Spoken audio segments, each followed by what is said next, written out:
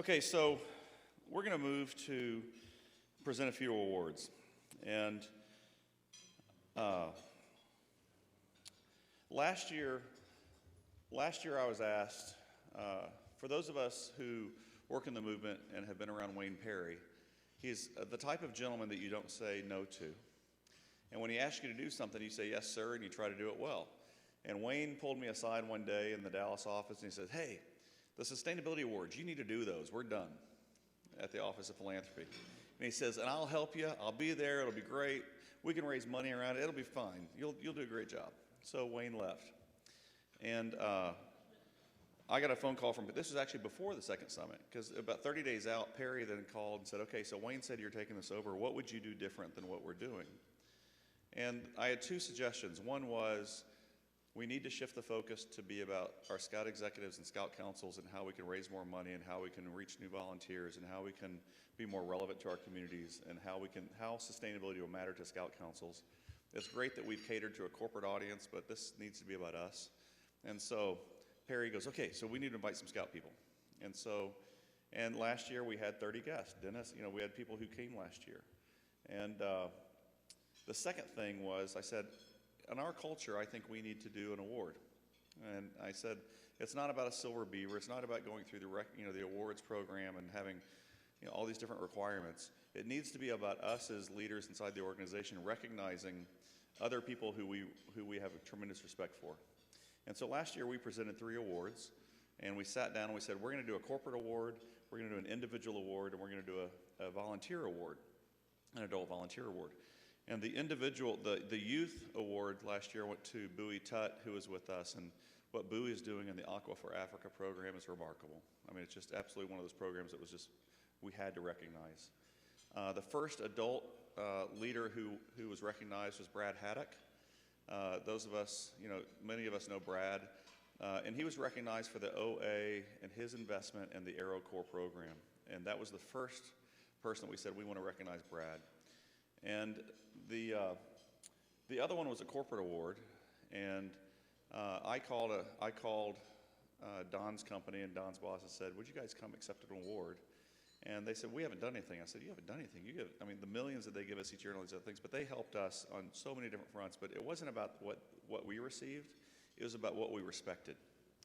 And Walmart, if you know anything about the commitments that so many brands have made to sustainability, whether it be Procter & Gamble to General Mills to whoever, they care. But one of the reasons why they care is because their largest customers said, by the way, we're going to start evaluating all of our products based on what your sustainability commitments are. And all of a sudden, all those companies started responding and started putting in, and so their competitive advantage was so Walmart decided to green up the chain based on greening up their vendors. And so with us, even when we started the sustainability report, well, I should start. So last year we said, let's have councils come and let's have an award. Last year, the councils that came last year endured a lot of conversations that weren't necessarily about scouting directly. And in the last day, we had 30 minutes together, and we said, what could we do differently to make it better for you? And all the comments that came back were what we did this year, if that makes sense. We structured the program based on the request from the Scout executives and the people who are in the room, and hopefully it's been a different experience. So that was one thing. The second thing around the awards is we took Walmart's tactic of the way they greened up a large multinational corporation and they had responsibility for facilities and they had responsibility for transportation and certain things. And Don works in the facility side, making sure the buildings are leading edge. But they focused on greening up, and having the biggest impact was going through their vendors. And Brad will remember when I walked into his office and said, the way we green up the Boy Scouts of America is not anything we do in the national office, it's everything that we do through the local councils. And so our sustainability report and our road trip this past year with Zach, it was all about finding out what councils are doing and trying to amplify that, and what works in one council can work in others. And there are remarkable things that are taking place across this country. I encourage you to go to the website. There's 10 weeks worth of blogs and travels of just things that are happening in these camps. And Dennis, I'm going to call you out because I'm your friend and we know each other. but you demonstrate tremendous leadership when you stand up here and say that this is critical to your growth, and you know that you've taken it seriously. A lot of, and I understand out of the national office that there are too many priorities and too many things that are told that are important, and it's hard for a Scout executive to shift through the 300 initiatives that come to you annually and figure out what's right for your council.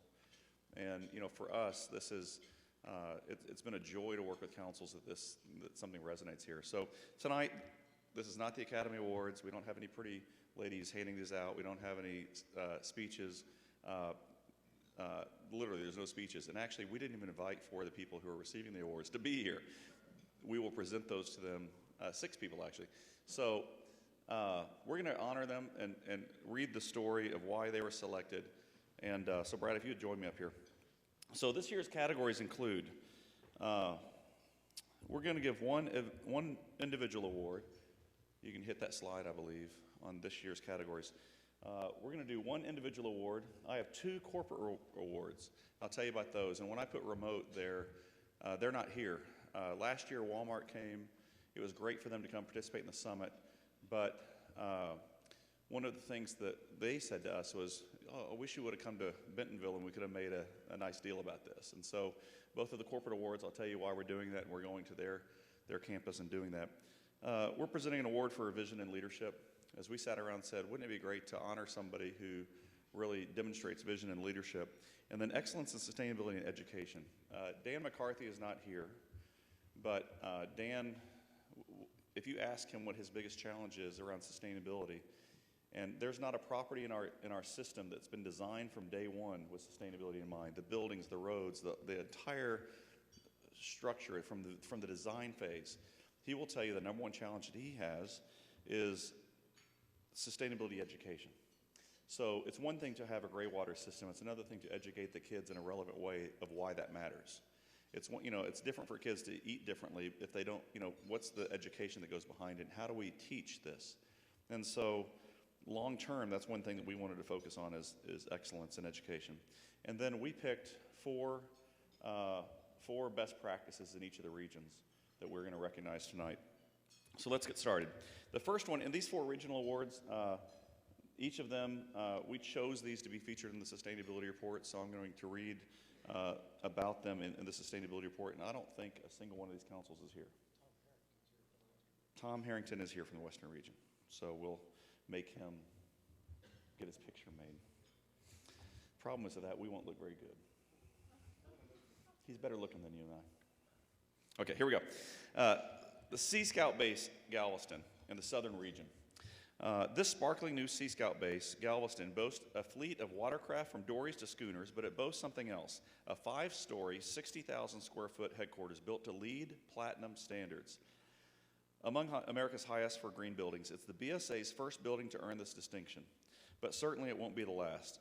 Thanks to features such as an extensive network of solar panels and a rainwater harvesting system, the base is leading by example and making a major impact on kids' lives while having little impact on the environment. So some of these pictures from Sea Base Galveston, you'll see why it was picked. This is a remarkable new facility.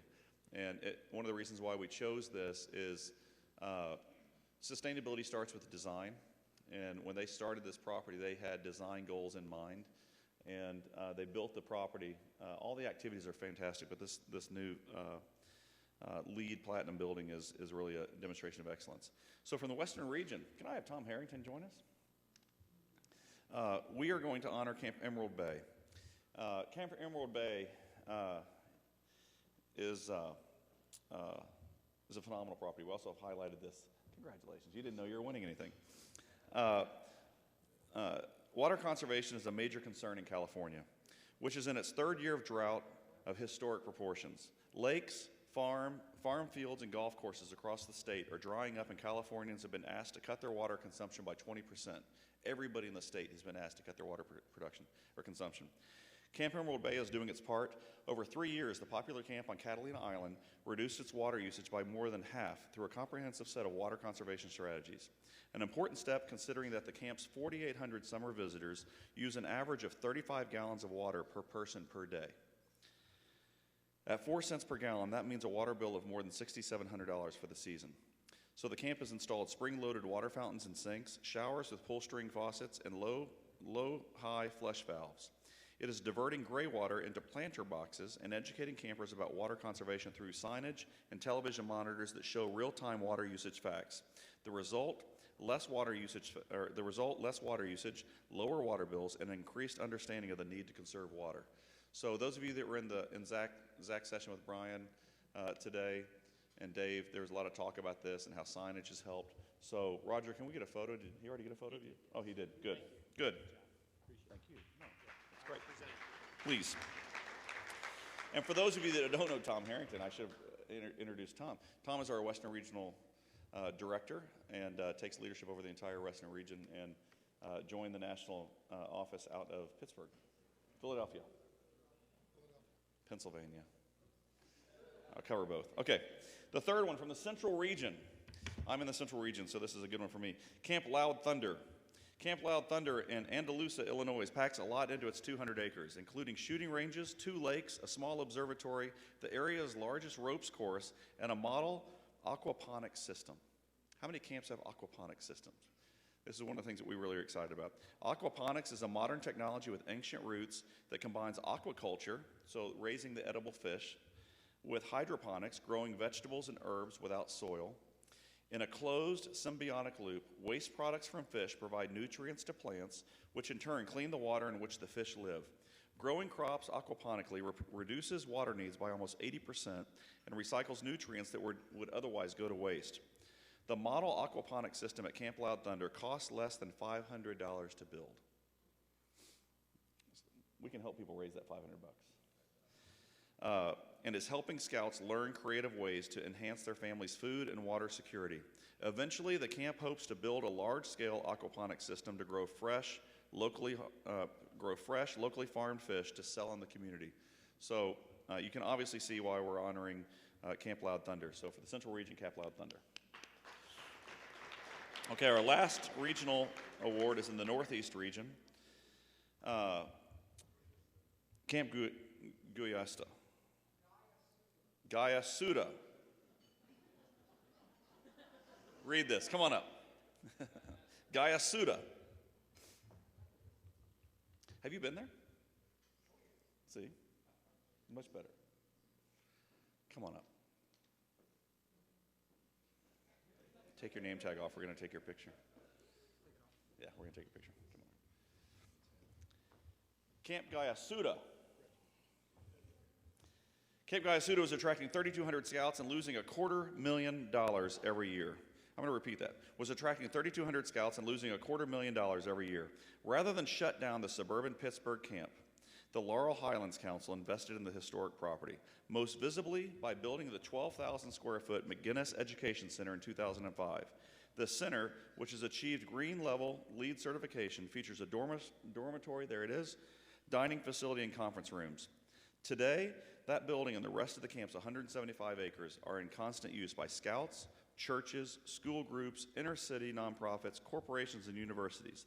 The camp's COPE course, which can accommodate up to 500 users per day, operates 7 days a week.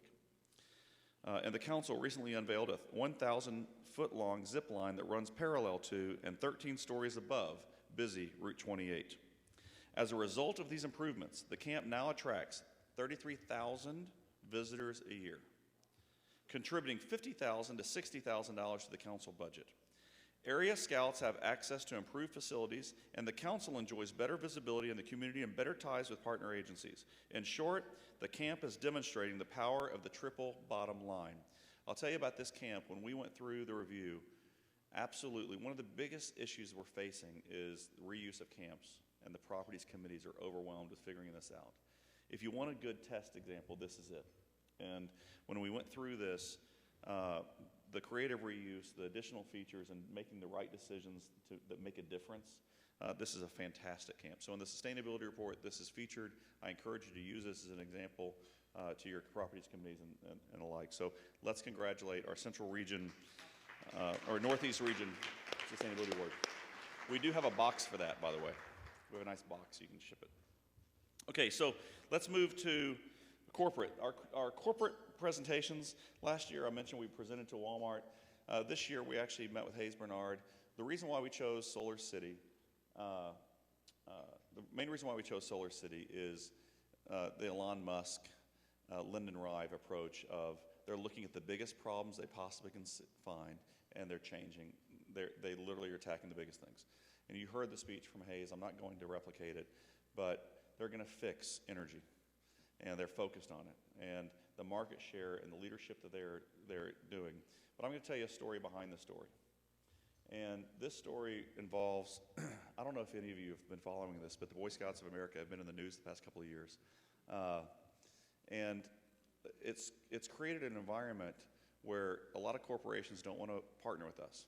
And in a good way, we've had some tremendous, there are companies like Kohler who basically came to us and said, you know, our brand, we sell to architects and designers, and we have a large LGBT community inside of our organization, and they're important to us. And we support the Boy Scouts of America in your program, but said we will not align our brand next to your brand.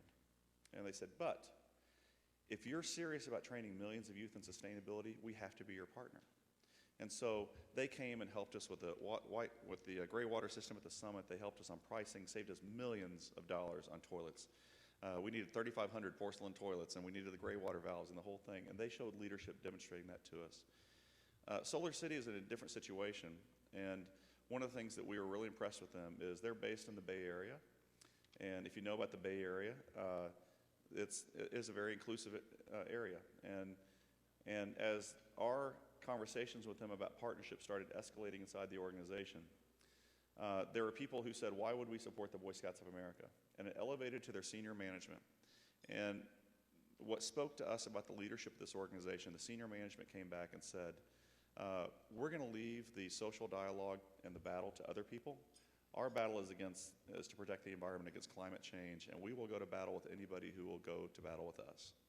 And we thought that was leadership, because it's about finding the commonality, and sustainability does that. It brings people with from different backgrounds around the table to agree to work together to combat something that's bigger than us. And so we're very excited about the partnership that we have budding with them, with their support. They are already financially supporting the Boy Scouts of America and our sustainability efforts at the national level, and just the partnership as it's going. We presented Hayes Bernard with one of these awards. The other one is Interface. Interface, behind the scenes, the CEO, Dan Hendricks, personally has written checks to us to support our sustainability merit badge launch and the Jamboree activities. And this company is it's another one like Walmart that's exhibited leadership within their industry.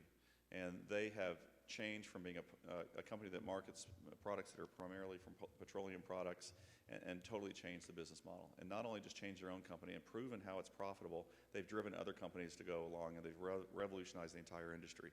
And so 2 weeks, in a couple of weeks, we're down there in the corporate office to present this to their CEO. And so he was supposed to be here today, and due to a business trouble, we were invited down to the office, or down to the headquarters. So that's why we're honoring those corporations. So please put your hands together for Solar City and Interface, for companies that we respect. So the individual volunteer. Last year I mentioned we presented to Brad Haddock. The individual we're honoring tonight is a man that demands recognition. And you've met him earlier. I would like to recognize him for his countless hours of dedication to the stewardship of the Hornaday Awards. So Tim Beatty, would you please join me up on stage? Kathy, come on up too. Kathy, come on up. Come on up. You have nice shoes.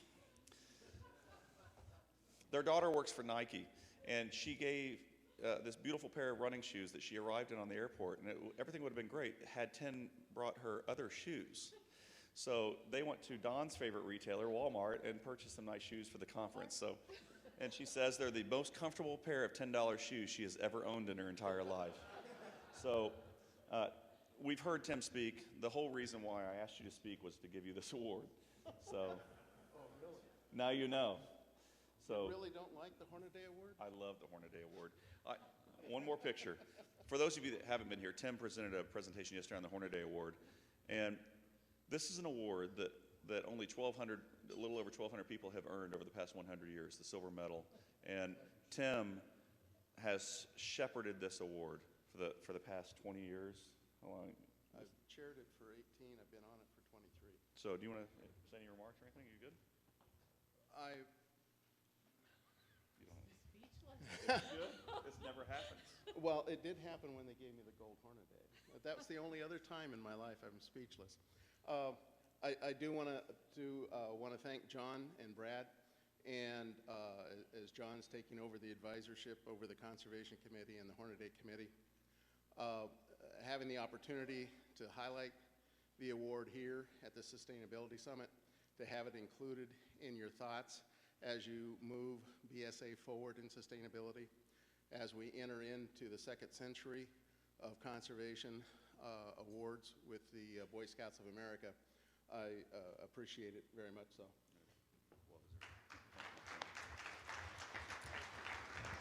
The Hornaday Awards to me represent two things. One, it represents our history and heritage over 100 years. The 100-year anniversary is next year of the Hornaday Awards, and it represents that our care for the environment is not something new. We've cared about the environment from day one, and we led in conservation before anybody else. But the second part of that is the Hornaday Award winners, to me, are the examples of who we're trying to develop. Every single one of those young people that apply for the award are remarkable, and the ones that actually get the award are truly remarkable. And they're our poster children. So, Tim, thank you. Okay, Vision and Leadership Award. For me, there's no better person and foundation to recognize than the Ray C. Anderson Foundation. So, John, come up here real quick. We heard John speak today, and the reason why I asked you to do a keynote was so we could do this as well. I enjoyed your keynote, but I wanted to present you an award. So welcome John Lanier. I'm going to get in this picture real quick. Hold on, let me get in this one.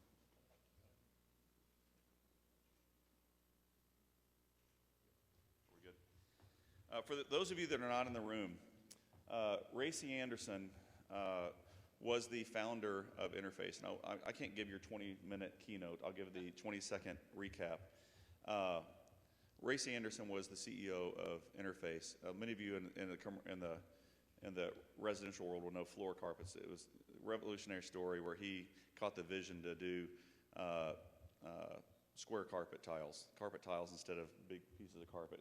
And he was challenged by a book that he read. He was challenged by people in the environmental community to change. He did change. He embraced it, and he led the whole entire industry. And not only the industry, but corporate America down a path that he was the pioneer. And I would challenge you to go to YouTube. You can see his TED Talk back in 2009, where he talks about business and sustainability, and just a remarkable person, and the person who I sat there and said, this is the type of person that we want to develop through scouting. And so Ray passed, and John is Ray's grandson, and with his mother and his aunts run the Ray C. Anderson Foundation out of Atlanta.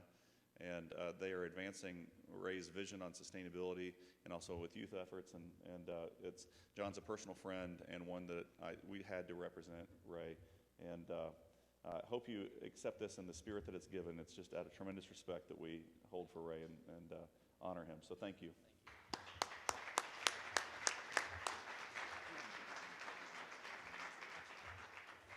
That's good. Okay, our final award. As I mentioned, the Summit's greatest challenge is also everyone's greatest challenge. How do we educate around these initiatives? It's one thing to make the commitment, but how do we really build it into our education program, and how do we advance our greatest brand initiative is being able to develop the next generation of environmental leaders. And also, how do we diversify our revenue streams? How do we look outside of our current audience? And how do we impart the values of scouting on our local communities that we serve? Well, this award has to be given to one council and one camp that demonstrates this better than anybody else. And I would tell you to go visit Orange County and the Orange County Council, and go visit the Irvine Ranch Outdoor Education Center. And Michael Jacobus is here from the Irvine Ranch Outdoor Education Center. I'd love to welcome you up here and accept this award from the national office.